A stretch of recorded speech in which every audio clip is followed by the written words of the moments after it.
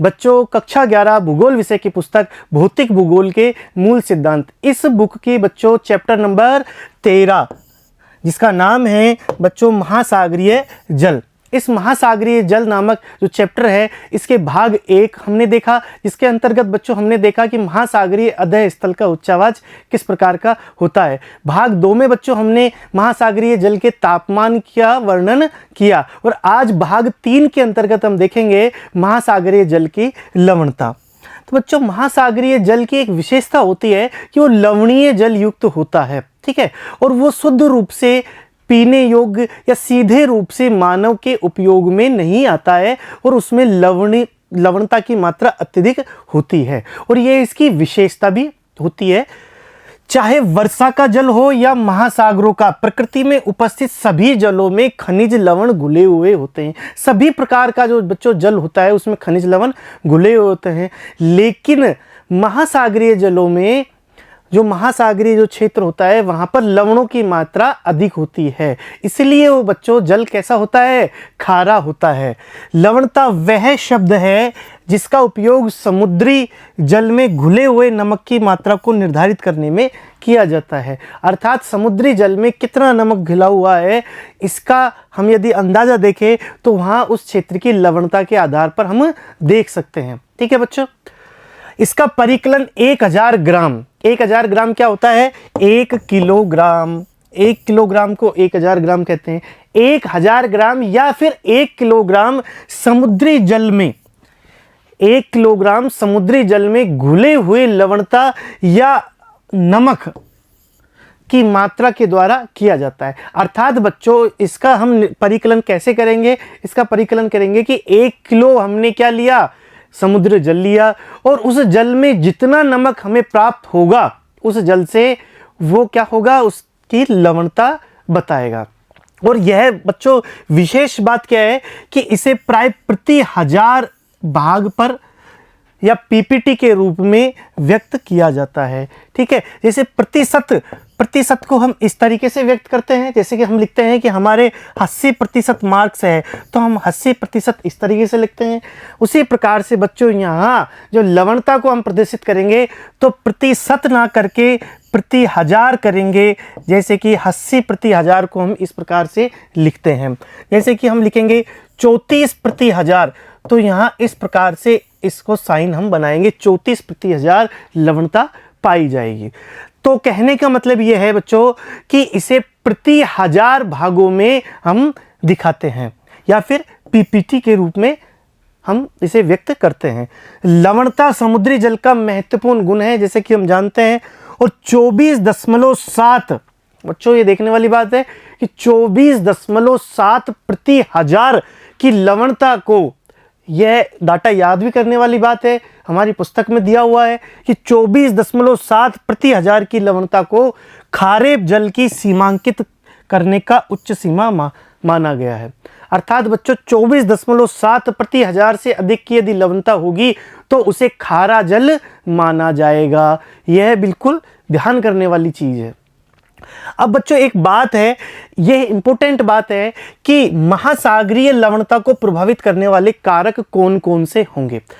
तो बच्चों यहाँ पर स्पेशल देखने वाली बात यह है कि लवणता, यदि कोई जल है, ठीक है, जल है, चाहे वो सागरीय जल है, चाहे वो वर्षा का जल है, यदि किसी भी प्रकार का जल है तो उसमें क्या होगा, उसमें जल होगा, शुद्ध जल जिसे हम कहेंगे, प्लस लवणता होगी,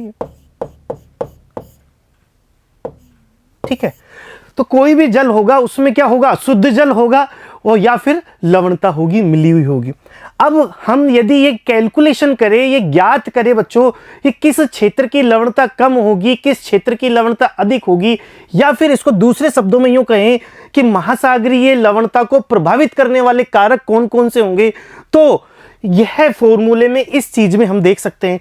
यदि इस जल में, जो जल हमें प्राप्त है, इस जल में शुद्ध जल की मात्रा बढ़ा दी जाए, यदि इस जल में शुद्ध जल की मात्रा, यदि शुद्ध जल इसमें बढ़ जाए, ज्यादा मात्रा में बढ़ जाए, तो लवणता कैसी होगी, लवणता घट जाएगी, ठीक है, लवणता घट जाएगी।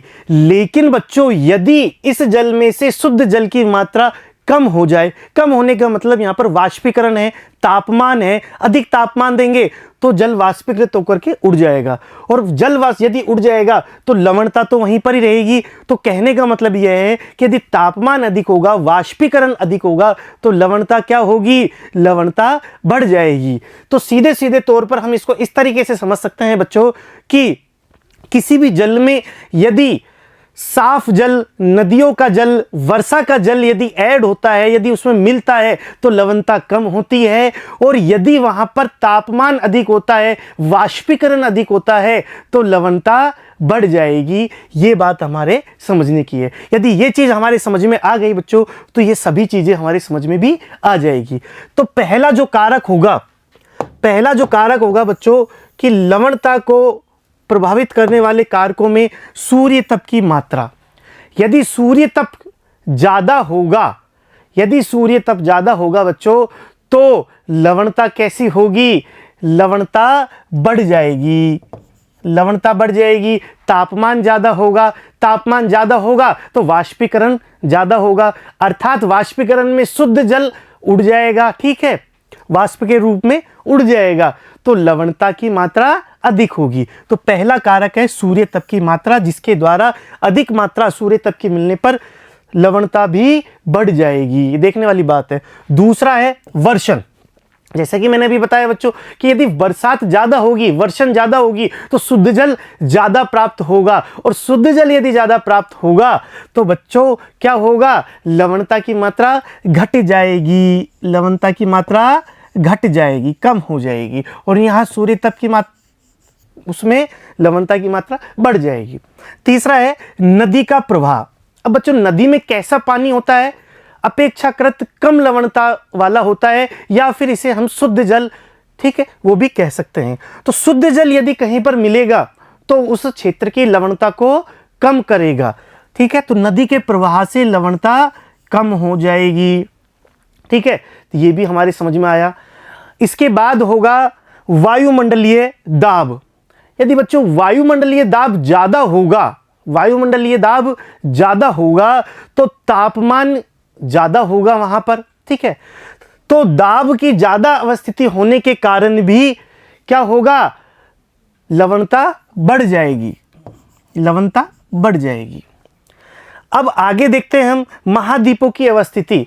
महाद्वीपों की अवस्थिति होने के कारण यदि महाद्वीप ज़्यादा होंगे बच्चों, ज़्यादा महाद्वीप होने से नदियाँ ज़्यादा बहेगी, ठीक है। या फिर इस प्रकार से भी हो सकता है कि महाद्वीपों की स्थिति ज़्यादा होने से उनमें तापमान में भी अंतर आ सकता है, ठीक है। तो लवणता यहाँ पर प्रभावित हो सकती है। तो महाद्वीप है या नहीं है, खुले सागर है या बंद सागर है, उसके अनुसार, जैसे कि हमने पिछली क्लास में तापमान में पढ़ाया था, तो वहाँ पर महाद्वीपों की अवस्थिति से भी कि वो कहाँ पर है महाद्वीप, किन अक्षांशों में है, उससे भी यहाँ पर प्रभाव नजर आएगा। अगला है बच्चों समुद्री जीवों का वितरण। समुद्री जो जीव होते हैं उनमें भी क्या होता है? कैल्शियम या दूसरे प्रकार की चीज़ों की वो उपयोग कर लेते हैं। तो समुद्री जीव हैं या नहीं हैं तो किस प्रकार के हैं, ठीक है, तो वो भी लवणता को प्रभावित करेंगे। अंतःस्रावी जल, ठीक है, जो स्रावी जो जल होता है, जो अंदर से आ रहा है, ठीक है, तो वहां यदि साफ जल आकर के मिल रहा है तो लवणता घट जाएगी। इसकी उपस्थिति और अनुपस्थिति भी लवणता को प्रभावित करती है। अगला है समुद्री जल का तापमान।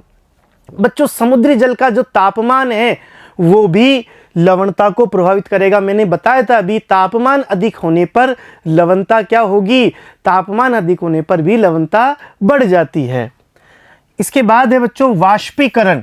यदि वाष्पीकरण अधिक होगा तो लवणता कैसी होगी? ज्यादा होगी। बर्फ का पिघलन यदि ज्यादा होगा तो लवणता कम हो जाएगी। बर्फ का पिघलन यदि अधिक होगा बच्चों तो लवणता क्यों होगी? क्योंकि बर्फ के पिघलने से शुद्ध जल, साफ जल निकलता है, और वो अलवणीय जल यदि मिल जाता है तो लवणता को घटा देता है, क्योंकि ये साफ जल होता है, शुद्ध जल होता है।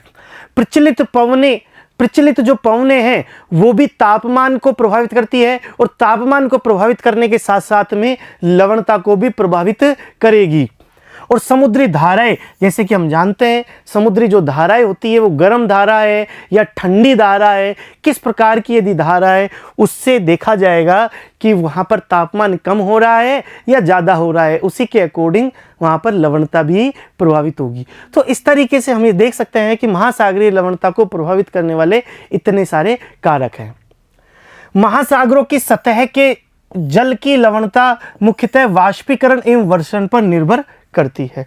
तो वाष्पीकरण कितना हो रहा है या फिर वर्षण कितना हो रहा है, इस पर महासागरों के सतह के जल की लवणता प्रभावित होती है। तटीय क्षेत्रों में सतह के जल की लवणता नदियों के द्वारा लाए गए ताजे जल के द्वारा तथा ध्रुवीय क्षेत्रों में बर्फ के जमने एवं पिघलने की क्रिया से सबसे अधिक प्रभावित होती है। तटीय क्षेत्रों में नदियों के द्वारा जो लाया गया जल है वो कैसा होता है, अलवणीय होता है, शुद्ध होता है, और वो कितना लाया गया है, ताजे जो जल है वो कितना लाया गया है उस पर भी प्रभावित होता है। साथ ही ध्रुवीय क्षेत्रों में बर्फ का जो पिघलना है वो भी प्रभावित करता है, जैसा कि अभी हमने देखा था। पवन भी जल को एक क्षेत्र से दूसरे क्षेत्र में स्थानांतरित करके लवणता को प्रभावित करती है, जैसे कि हमने भी बताया कि जो सनातन पवनें हैं वो भी लवणता को प्रभावित करती है। महासागरीय धाराएं भी लवणता में भिन्नता उत्पन्न करने में सहयोग करती है। जल की लवणता तापमान एवं घनत्व परस्पर संबंधित होता है। जल की लवणता, तापमान एवं घनत्व, इन तीनों में आपसी संबंध पाए जाते हैं। ठीक है, तो इस तरीके से हमने यहाँ पर देखा। इसलिए तापमान अथवा घनत्व में किसी भी प्रकार का परिवर्तन किसी क्षेत्र की लवणता को प्रभावित करता है। तापमान में यदि अंतर आ रहा है या घनत्व में अंतर आ रहा है बच्चों, तो उसके क्षेत्र की लवणता में भी अंतर आएगा। तो यहाँ पर इन तीनों में पारस्परिक संबंध पाया जाता है।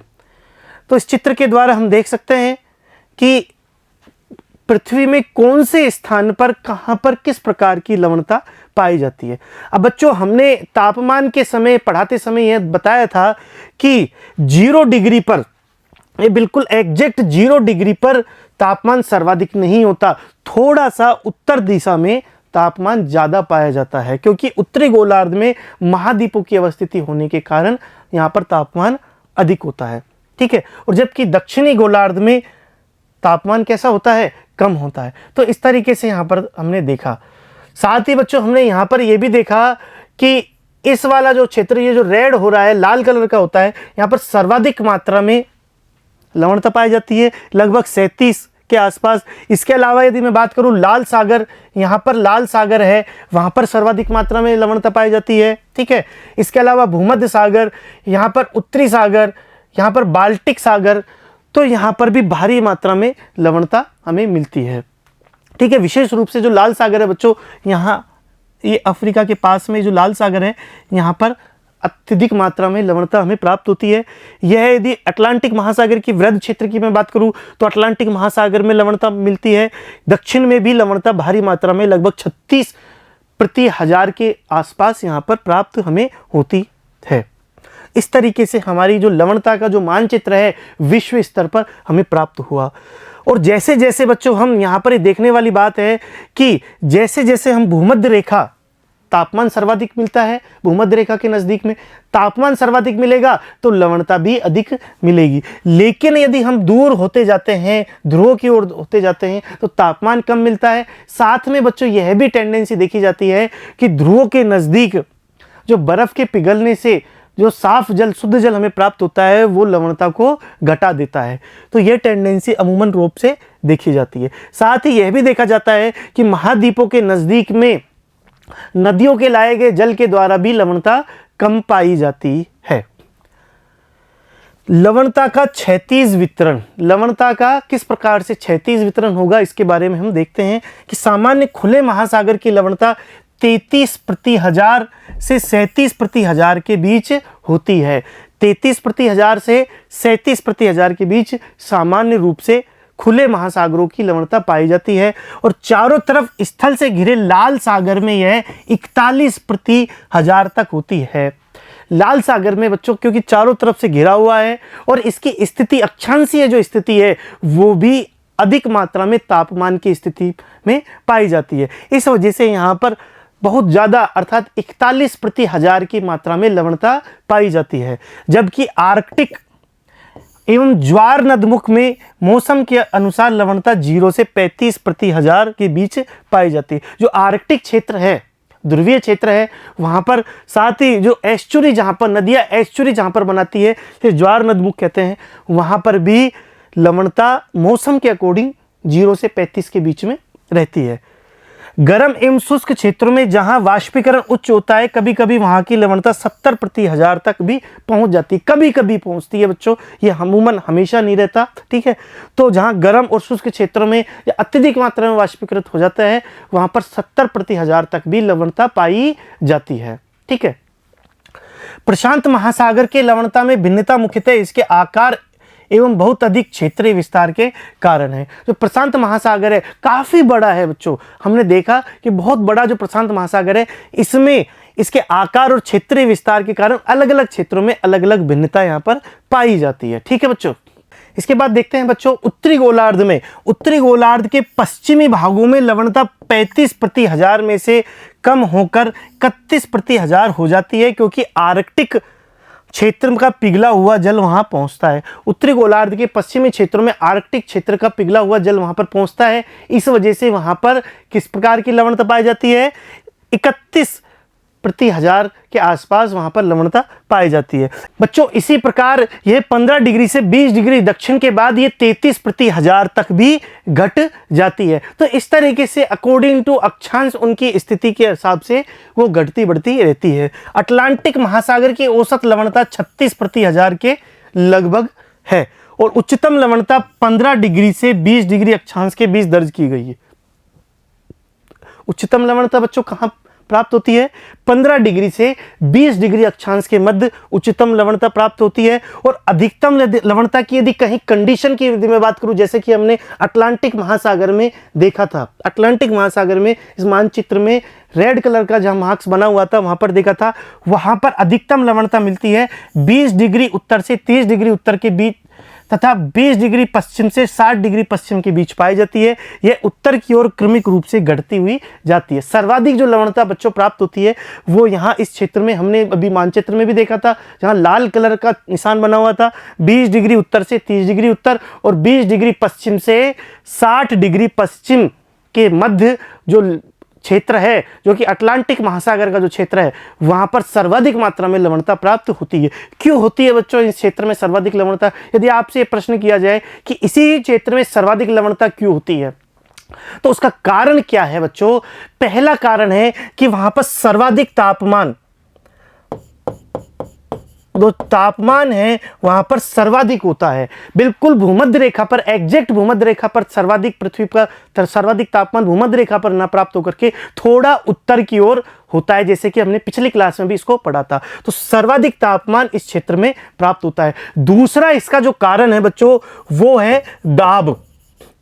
हमने दाब की पेटियां पढ़ी थी बच्चों, उष्णकटिबंधीय जो निम्न दाब की पेटी थी, ठीक है, उष्णकटिबंधीय निम्न दाब की पेटी के पश्चात यहाँ उपोष्ण उच्च दाब की पेटी पाई जाती है। इसी क्षेत्र में उपोष्ण उच्च दाब की पेटी जो पाई जाती है बच्चों, उसी क्षेत्र में यहाँ पर ये क्षेत्र पाया गया है।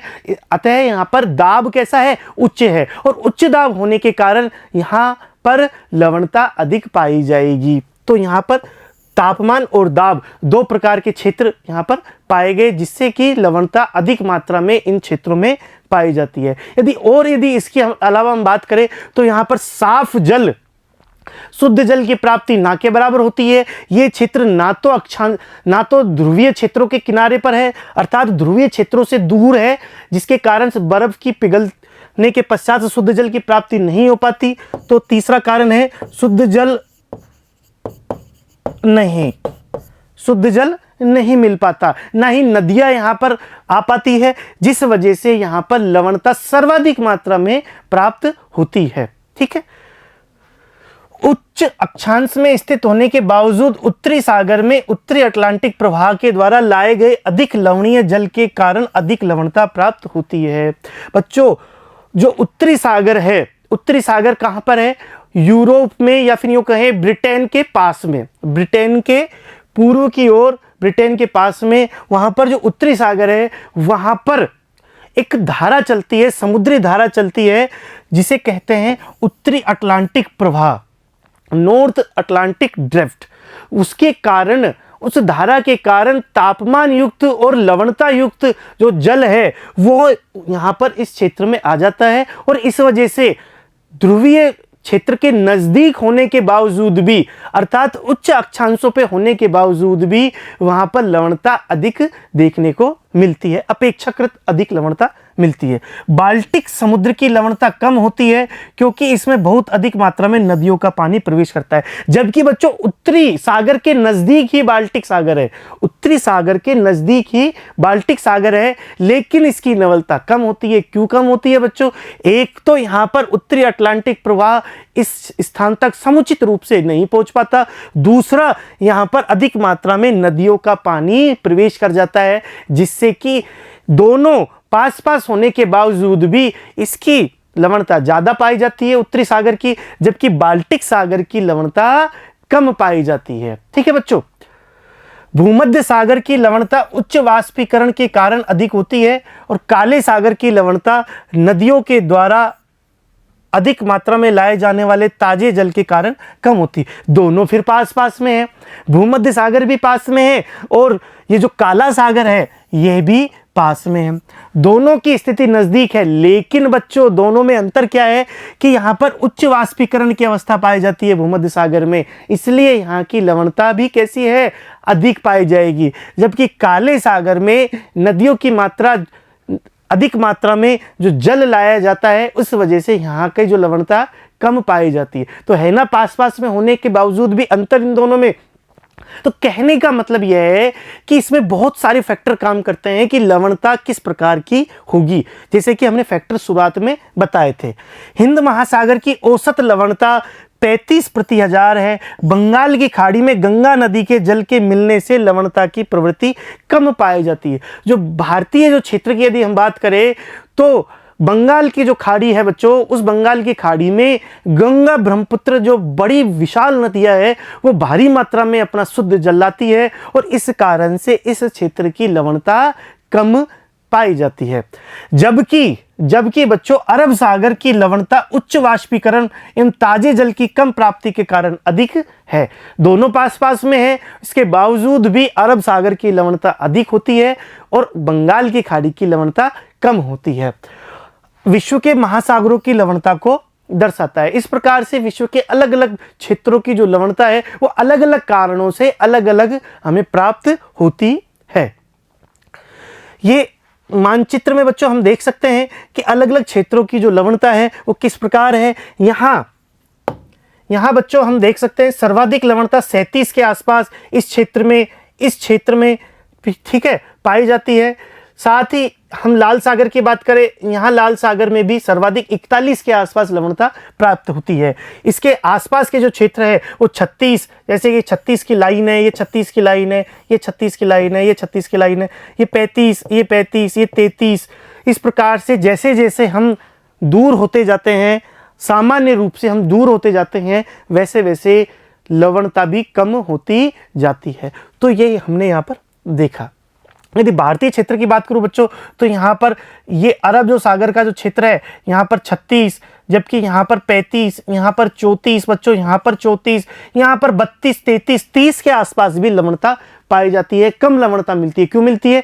क्योंकि गंगा ब्रह्मपुत्र जैसी विशाल नदियाँ यहाँ पर जल की अत्यधिक मात्रा अपना छोड़ती है। ठीक है, तो इस तरीके से यहाँ पर हमने लवणता की स्थिति विश्व स्तर पर देखी।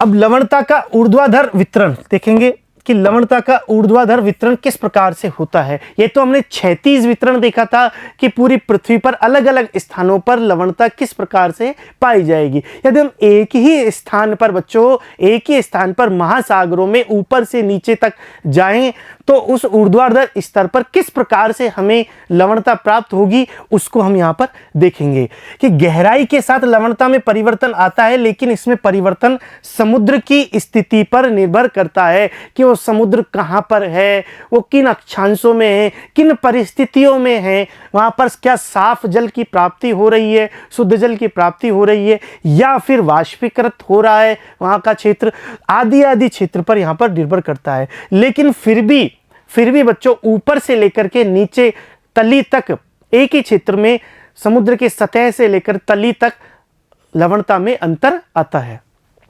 सतह की लवणता जल के बर्फ या वाष्प के रूप में परिवर्तित हो जाने के कारण बढ़ जाती है।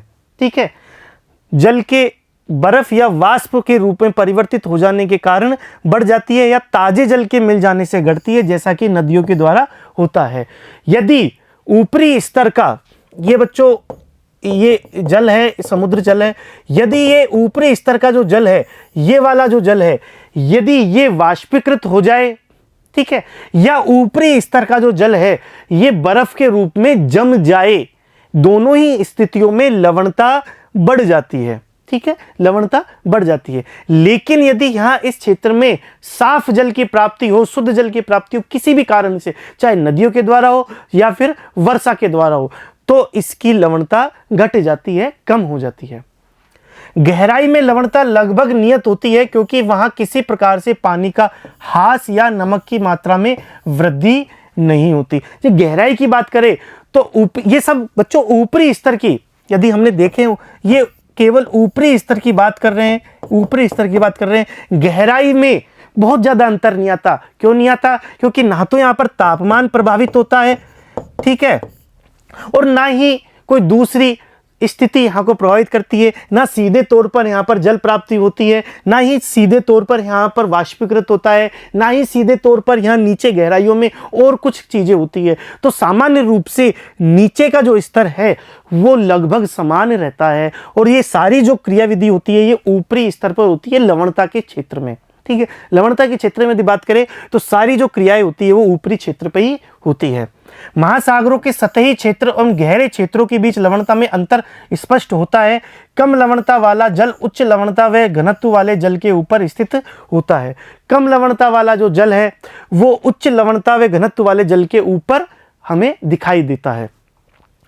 लवणता साधारणतः गहराई के साथ बढ़ती है तथा एक स्पष्ट क्षेत्र जिसे हेलोक्लाइन कहा जाता है, यह तीव्रता से बढ़ती है। ठीक है, तो एक विशिष्ट क्षेत्र में जहां पर हेलोक्लाइन होता है वहां पर, जैसे कि हमने थर्मोक्लाइन देखा था बच्चों, ताप प्रवणता देखी थी, तापमान वाले भाग में हमने ताप प्रवणता देखी थी, उसी प्रकार से यहां पर हेलोक्लाइन होता है और यह तीव्रता से वहां पर बढ़ती है उस क्षेत्र में।